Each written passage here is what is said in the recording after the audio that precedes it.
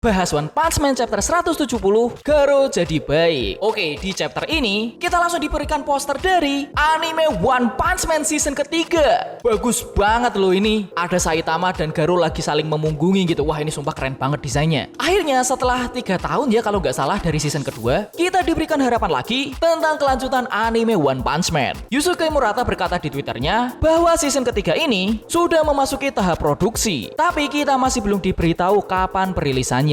Kita tunggu aja lah ya. Nah, ayo kita mulai pembahasan dari chapter 170 ini. Cover dari chapter ini tuh bagus banget jika dibandingkan dengan cover dari chapter 169 kemarin yang bikin hati adem, tenang. Di cover chapter ini kita diberikan vibes yang apa ya? Santai, senang, enak aja gitu. Kita lihat ya. Di sini ada Saitama, Genos dengan armor barunya yang warnanya merah nih, bagus banget. Tatsumaki dan Fubuki dengan bikininya.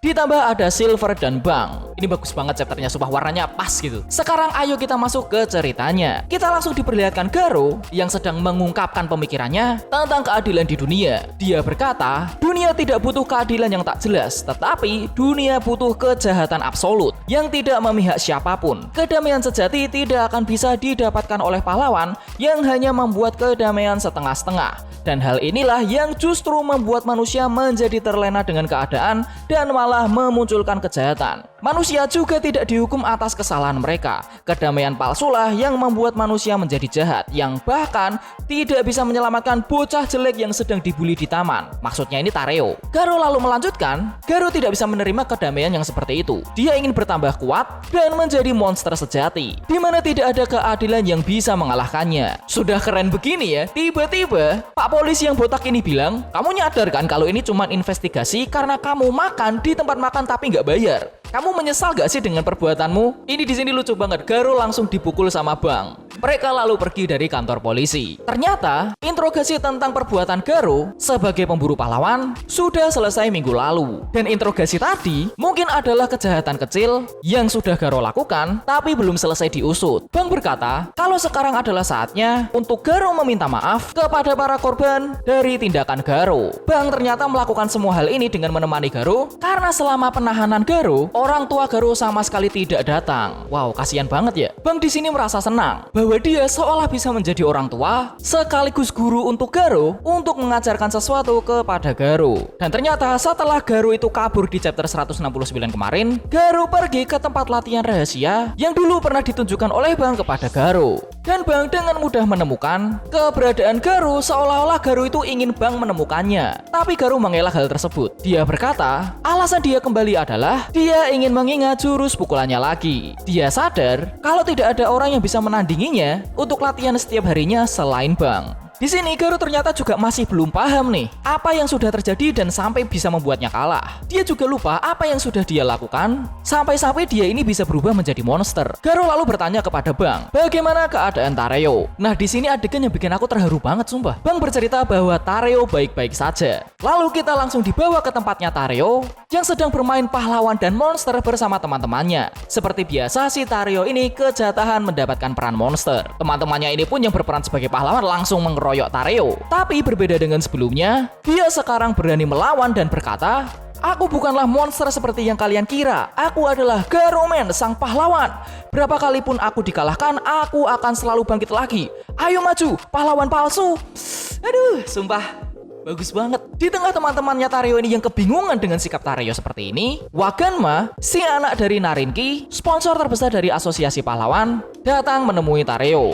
Teman-temannya Tareo pun kaget, kok bisa si Tareo ini bisa kenal dengan Waganma. Lalu Tareo meminta izin kepada Waganma, apakah mereka semua bisa ikut bermain ke rumah Waganma. Dan Waganma pun memperbolehkannya. Narinki pun di dalam mobil mengamati anaknya dengan rasa bangga. Karena anaknya yang tadinya itu manjanya minta ampun, sekarang bisa jadi lebih dewasa dan mempunyai teman yang baik. Waduh, ini bocil-bocil ini ya kayak karakter sampingan, tapi perkembangan karakternya itu bagus banget. Lalu kita kembali ke Garo dan Bang lagi. Garo meminta tolong kepada si Bang, apakah dia bisa mengadakan kontes bertarung melawan para pahlawan. Karena dulu setelah dia berubah menjadi monster, dia bertarung melawan Bang, Bom, Flash, Blast, dan Saitama. Dia berpikir, jika dia bisa bertarung melawan mereka lagi secara berurutan, Garo bisa membangkitkan kekuatannya lagi tanpa harus berubah menjadi monster. Bang merasa, wah ini bocah sombong juga nih ngerasa bisa ngalahin aku. Lalu Bang berkata, jangan ngeremehin deh. Karena setelah punggungnya disembuhkan oleh Metal Knight, Bang merasa dirinya lebih kuat. Wow, ini kakek-kakek nggak ada matinya juga ya. Kita dilempar lagi nih ke gedung Asosiasi Pahlawan, di mana Seikinger dan Siege sedang mendiskusikan perihal penerus dari Silver Fang. Karena ternyata si Bang ini ingin pensiun dari dunia pahlawan.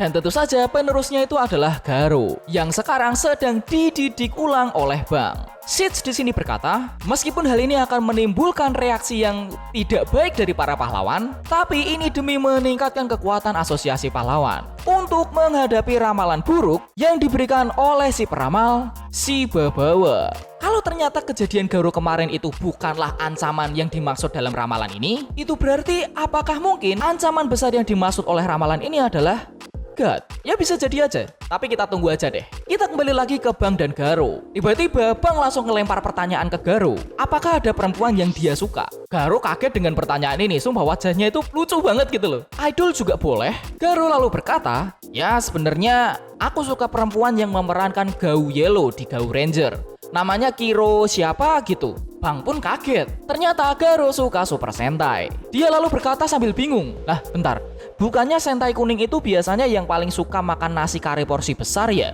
Garou menjawab, wah Patwa, informasimu itu sudah ketinggalan zaman banget. Sini, aku akan menceritakan tentang Sentai zaman sekarang. Dan mereka pun malah asik mengobrol tentang Super Sentai. Dan di sini wajah Garou itu kayak seneng banget punya teman ngobrol hal yang dia sukai. Dan panel ini bener-bener adem banget, kita kayak diperlihatkan hubungan baik antara guru dan murid. Ya Allah, bagus banget sumpah. Lalu kita sampai di halaman terakhir, di mana Saitama dan Genos malah lagi mencari kerang. Tiba-tiba mereka hening, lalu mereka tersadar bahwa tujuan mereka sebenarnya bukanlah mencari kerang, tapi harus mencari barang-barang dari apartemen mereka yang hilang. Bayangin nyari barang hilang di lautan, gimana caranya?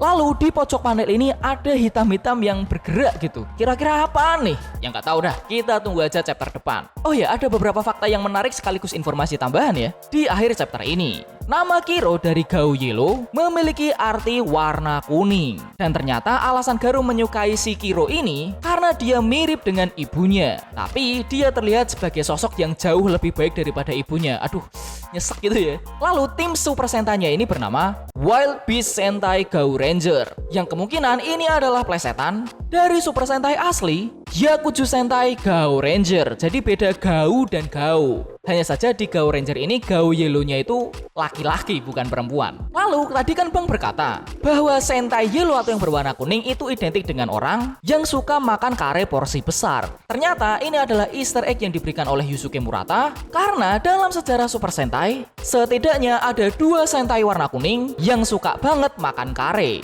Mereka adalah Daita Oiwa sang Ki Ranger dari Himitsu Sentai Go Ranger dan Asao Hyo sang Full Panther dari Taiyo Sentai Sun Falcon. Kedua Sentai Yellow ini memang benar-benar suka kare di ceritanya. Dan kedua Super Sentai ini, Gau Ranger dan Sun Falcon ini adalah Sentai era-era lama banget. Jadi mungkin Bang merasa seperti itu tadi karena dia relate-nya dengan era ini. Wah mantap, Garou Toku fans ternyata. Nah, informasi tambahan selanjutnya adalah melalui Twitternya Yusuke Murata, kemungkinan chapter depan adalah saga terbaru dari One Punch Man. Tetapi sangat disayangkan Yusuke Murata ingin istirahat selama 1 bulan terlebih dahulu. Jadi bisa kita anggap sebulan ke depan kita tidak akan mendapatkan chapter terbaru dari One Punch Man. Ini jadi kayak Ichiro Oda yang kemarin One Piece-nya hiatus selama 1 bulan ya. Ya tapi nggak apa-apa lah, biarkan Yusuke Murata ini istirahat. Toh yang penting kan dia tetap bisa membuat manganya dengan sangat bagus. Nah, itu adalah pembahasan One Punch Man chapter 170 dariku. Bagaimana menurut kalian chapter ini? Silahkan tulis komentar kalian